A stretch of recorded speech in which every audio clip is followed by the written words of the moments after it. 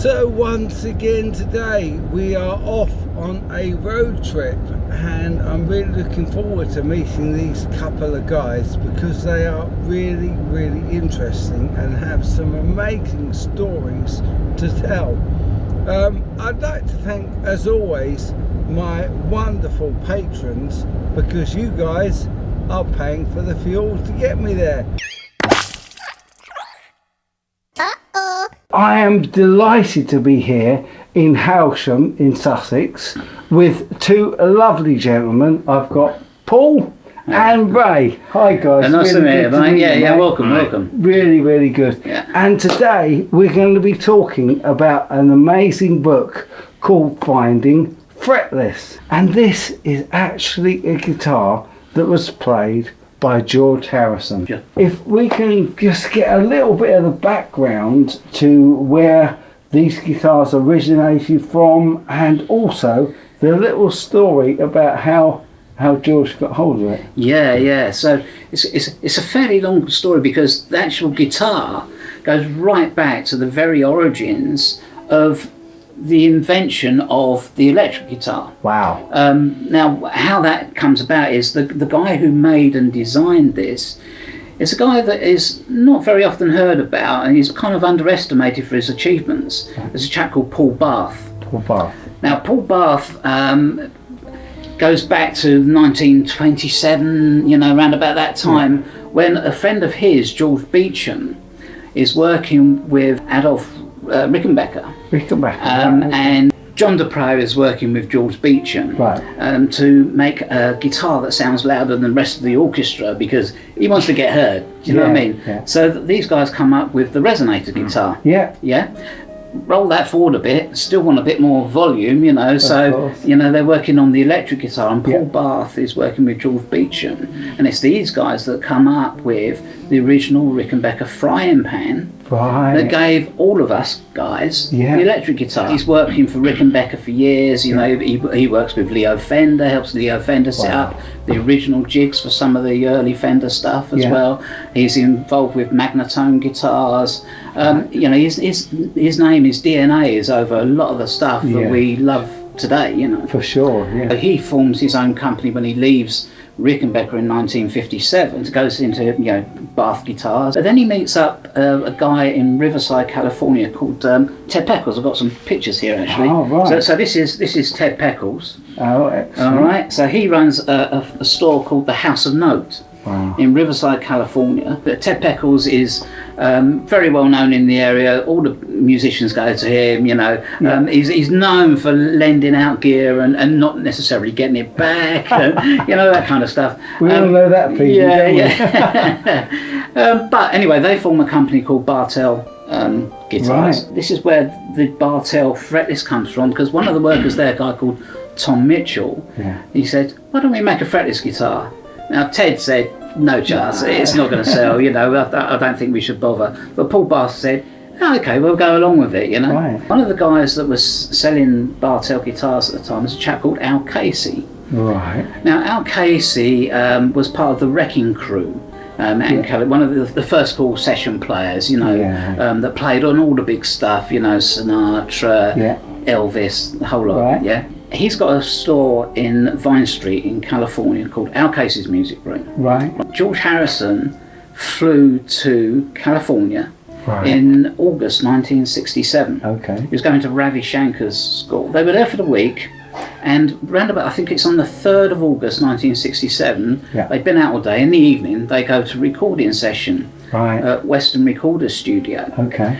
They're recording for Scott McKenzie. During a break in recording, George Harrison goes down to this guy who's playing this unusual guitar, and his name is Mike Deasy, another one of the Wrecking Crew guitarists. Right. George said, that's really unusual, there's no frets on it, what's going on with this, never seen one. So George loved it. Neil Aspinall is with him at the event, and he twigs and goes, oh, this is great, we'll have to get George one of these, Where'd you get this from, Mike? Oh, Al Casey, you need to go and see Al. Right. He says, it's fine, I've got the original one here. Right. We'll get that up to you. Wow. In this little book, it was the Beatles Monthly Magazine. Wow. All right. There's a little article in here. One of the session men had this fantastic new guitar, a first prototype something quite special. I don't tell you about what's so special about it because I've just arranged to have a couple of them made and delivered for the Beatles, and it's all very secret. Anyway, it's now the middle of the night, and George couldn't resist having a go on this shush, you don't know what guitar. Wow. So that's how the Beatles had it. Yeah. George brings it back to the UK. Right. All right. Next we hear about it is 6th of June 1968 at Abbey Road. Wow. John Lennon is doing an interview with a guy that you'll remember from the radio, Kenny Everett. Yeah, of course. Yeah. And they're interviewing John, and John's noodling away on something, and it's one of these rambling interviews where, you know, they're all a little bit crazy, weren't they? You know? Yeah. And eventually Kenny's so intrigued, he says, what kind of a guitar is that? It's a very strange looking... Fretless guitar. Nobody's boy. Hear that, listeners? and what we know, you know, if you listen to the White Album, because that's what they were recording at the time, Right. there are certain tracks on the White Album where you can distinguish that is the fretless guitar. Wow, that is awesome, because I had no clue at all that they'd ever played a fretless on an album. Can you tell us which tracks? Well, there's two that stand out. Yeah. Happiness is a Warm Gun, Right. all right, and Helter Skelter. Helter Skelter. Yeah. Wow. Now, So did George or John play the fretless on Helter Skelter? Good question. We don't know. Oh. No, we don't know. But we know that Lennon was playing it in the interview with Kenny Everett, and we know he was intrigued by it, Okay. and it kind of suited his style of play. Yeah. All right. George had it from 1967. 67. And he kept it, when the Beatles split up, he kept it at his home in Friar Park. Right. So here's George right. with all his guitars. Wow. Right. Now, there's quite a few guitars here made by the Dupré brothers, Yeah. the Resonators. Yeah. But if you see here, at the back, right There's next the to George, fretless. there's the fretless, Wow. right there. All right. Amazing. So he had it up until 1985, when in comes Ray. So I should just say, Ray, you're a regular session player, and you played on so much stuff. Yeah, done a few things. Just to give a little bit of background. Yeah, quite. Well, I tried this job, rayrussell.co.uk. Yeah. Save, you know, blurting everything out. Then. I'll put that on for you as well. So we're at the studio, Mike's sort of house studio, as it were. And George's got this, comes along with this thing, and he says, "Look, I'm not really playing this, you know. You've done a lot of, you know, work on the film. Yeah. You know, why don't you have it?" Wow. And of course I said, "No, go away." Well, yeah. So I said, "Yeah, all right." So it comes home with me, and it's, you know, I play it, and I play a bit and use it. Not that much, but, you know, I play it, and it goes with other guitars. Enter Paul, and he says, there's an Antiques Roadshow near you. So I got intrigued, you know, did a little bit of research and kept coming back, Ray, do you know, you won't believe this, you know. And so when the Antiques Roadshow was just up the road in Battle, you went there. we said, you know, let's try our luck, you know, it's an interesting story, you know. And we thought we'd be in the old Snake with all the old antiques and everything. No, you got to meet Fiona Bruce, didn't you? Yeah, we got some VIP treatment. Yeah, Fiona, yeah, me and Fee, you know. I ring them up, and the PA, the piano assistant to the producer, says, "Well, we've got everything, but loads of stuff we probably don't want anymore. But thanks anyway." Ching. About 3 minutes later, ching, ching.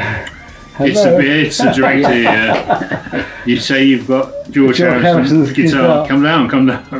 So, well, we go down, and we'll stand in this windy queue, you know, parrots, pictures, you know, whatever you like. Yeah.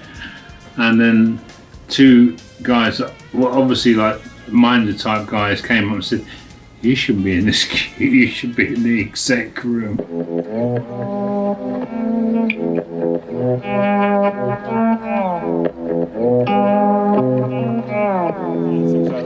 We later went on, Fee and I later went on to do the One show. Oh, right, wow. Yeah. With Bon Jovi. Oh, with Bon Jovi. Yeah. Wow. And they said some Bright Spark, said we should get Bon Jovi to play it. Anyway, the look of fear on his face when he saw it, he said, I can't play one of those. I said, I've got news to you, there's not many people that do. No, It was on Google Box. Wow. Google Box, Anton Deck. Anton Deck show. Really? And Wow. the guy got it wrong, it was great. So I went a bit mad, and then I was invited back for, they do a Christmas special, What Happened Next, So obviously what happened next is, obviously Ray had a decision to make about what to do about it. Sold it. Yeah. I'd love to have touched it. I'd just love to have touched it. Well, let me say, the thing about it is,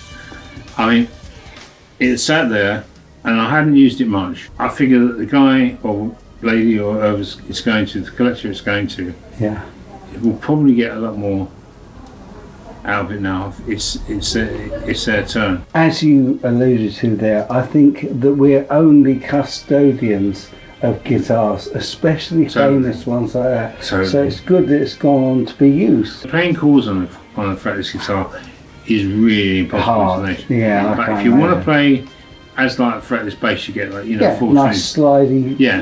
Well, George called it the Mad Guitar. He christened it the Mad Guitar. Right. Neil Aspinall obviously bought it in secret, so we called it the Secret Mad Guitar. There's still a lot to discover about it, I believe. I think there's still more to come out. If you want to find out about Hendrix and his Bartel fretless, and if you want to find about Frank Zappa, and his friend. They both had a Bartel fretless. Yeah, they did. Yeah, I didn't know really that. interesting. I didn't know that. Really interesting. So I have a handful of these guitars, and for a very small company that was only in existence from 64 to 68. If anyone wants to find out a little bit more about the book, the website findingfretless.com. Super. There's a lot of information about Paul Barth, about the company, about the guitars, about the people that work there, Riverside, California. The guys over in what they call the Inland Empire over in California, they're cock a hoop about it, because this is a bit of their history that has been kind of undiscovered and been denied their fame of it. Paul here is just a sleuth. It's amazing what he's come up with. They need that bit of fame because it's really important, because Fender have it and Gibson of course have it, but these guys, they don't really get the... And because they were around for such a short amount of time, they're really not well known. But this book is incredible, full of lots of photos as well from the period, loads of background in this book, and I will put a link in the description of the video so you can get to this and you can get to Ray's website. Thank you so much, both of you, for taking the time today to go over this and to tell us the story. It's great talking to you, Mr. It's really good. Amazing to talk to you guys as well. Really, really amazing. So check this book out, guys. It is Finding Fretless, the amazing story of the Mad Guitar, Harrison's Mad Guitar.